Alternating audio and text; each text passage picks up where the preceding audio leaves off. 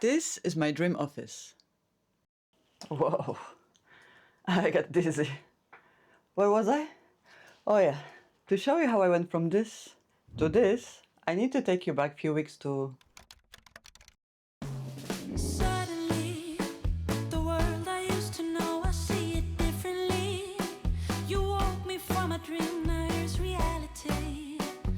Baby, baby, you are really hurting. This place was a storage unit before I took it over, and one of the things that really didn't work for me was the fact that it was covered in granite tiles. First of all, they're super hard to drill into, so hanging anything was a bit of a chore, and also, they didn't look that great. The first thing I decided to do was to create new walls.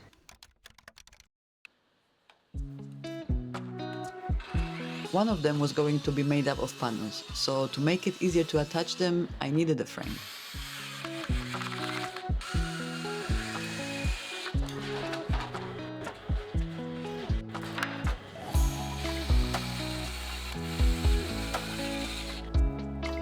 Then I could start working on the actual panels.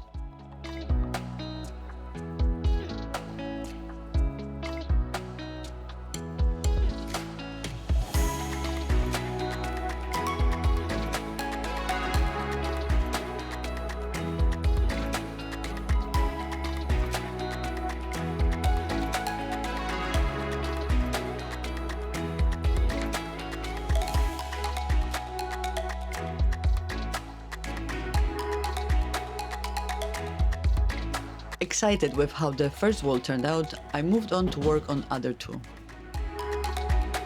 I covered existing tiles with the layer of MDF and applied the finishes.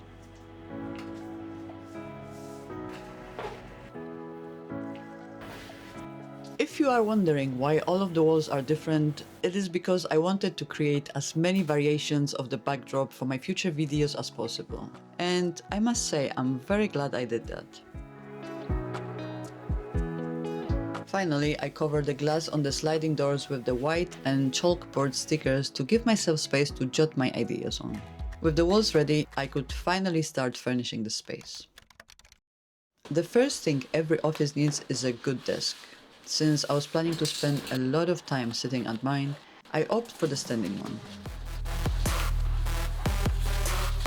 I ordered the frame from Amazon, and after quick assembly, I started working on the tabletop.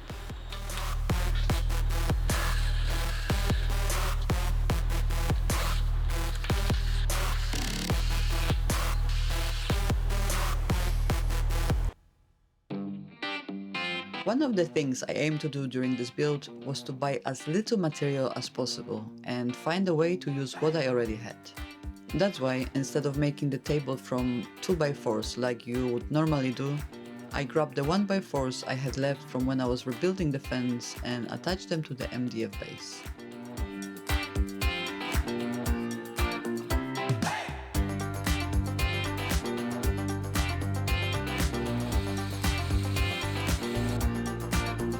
I rounded the edges with the router and did some light sanding before burning the wood and applying few coats of protective finish.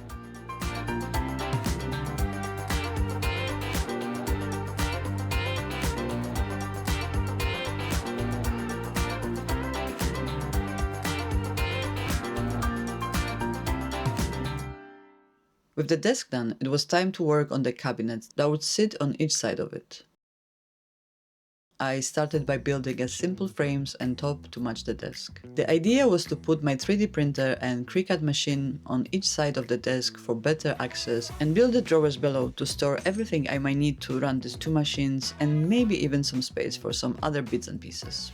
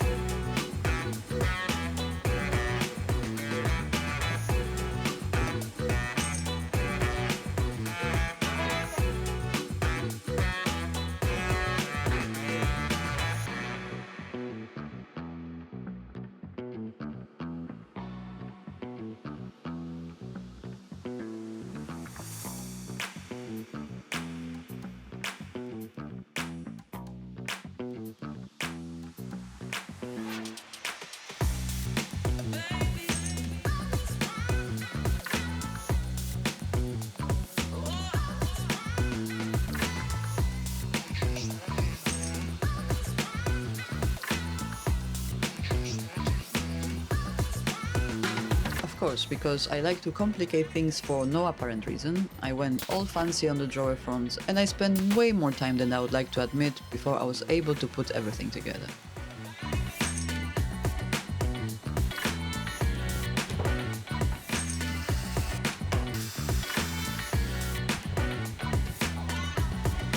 With this part of the office done, it was time to work on...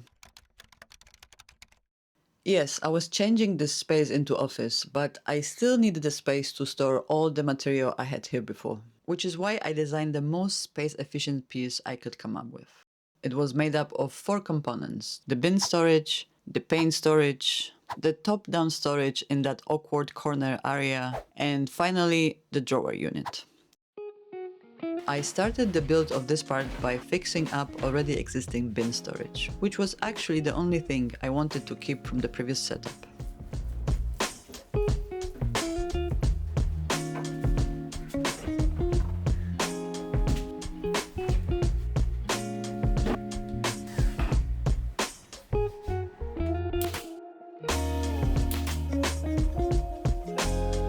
Next was the storage for the paint. I built a simple frame before starting my work on the spray paint storage shelf.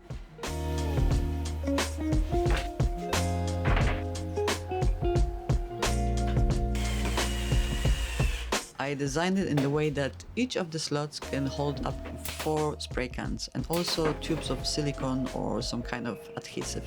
Now that I think of it, I could probably just made up the simple shelf and store all the cans standing up, but for some reason I thought this was a better idea.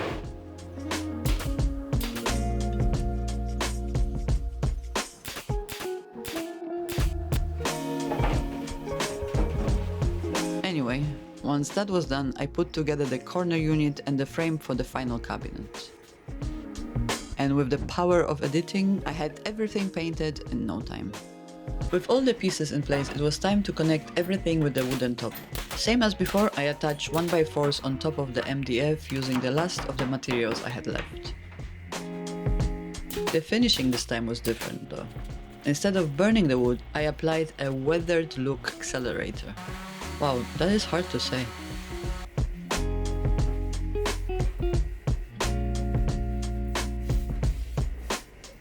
While that was drying, it was time to bang out more of the drawers. 19 to be exact.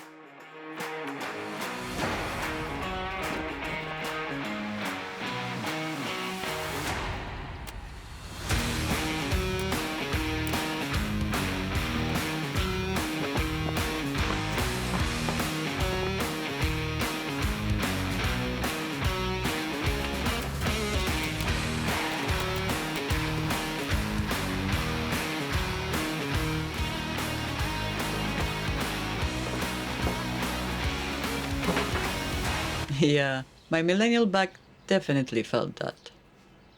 Thankfully, the next task of attaching drawer sliders went super smoothly, thanks to the little jig I threw together. And in no time, all the drawers were installed in their place.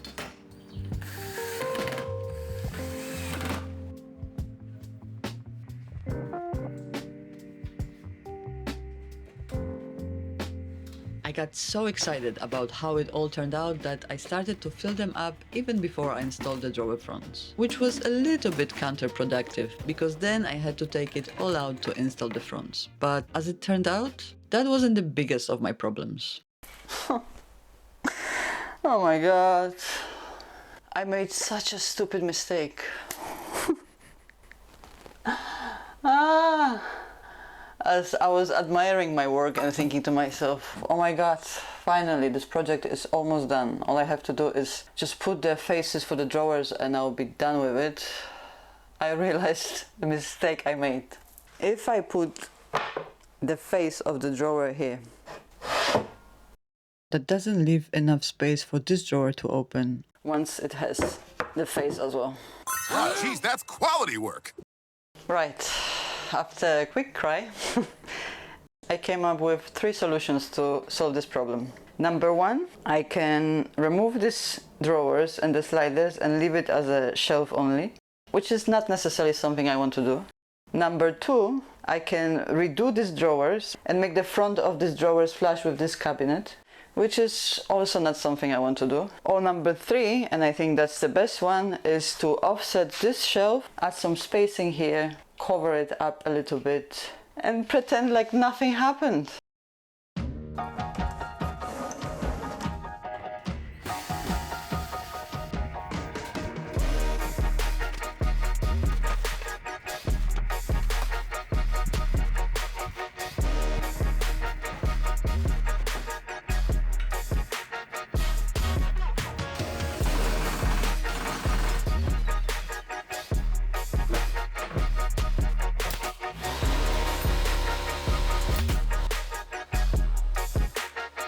With that little disaster sorted, I could finally attach the drawer fronts, paint the exposed edges, and install the handles.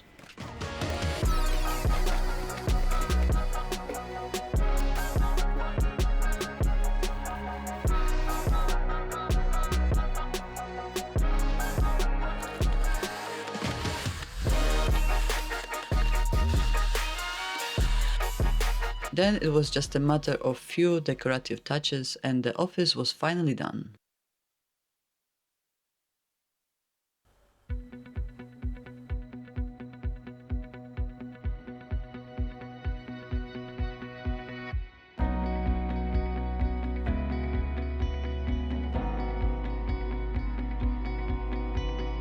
I loved how this place turned out. It quickly became my sanctuary. But like with every space, only as I was using it, I started to see the room for improvement. You probably noticed some things in the beauty shots that I haven't covered in this video. Subscribe if you want to see how they all came about.